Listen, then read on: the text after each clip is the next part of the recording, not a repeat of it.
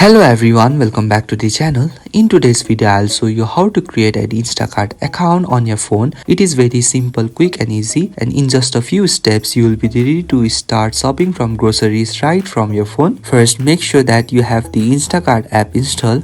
Then open it and you will see the option to sign up on the home screen. Tap on it. Next, you will redirect to the sign up screen where you will get different options to sign up. You can choose any based on your comfort level.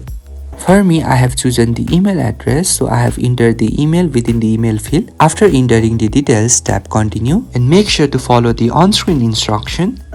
Now you will need to add your address so that the Instacart knows where to deliver your groceries. You can type in manually or let the app detect it automatically by tapping on use current location option, and make sure to give all the permission required so that the app can function properly.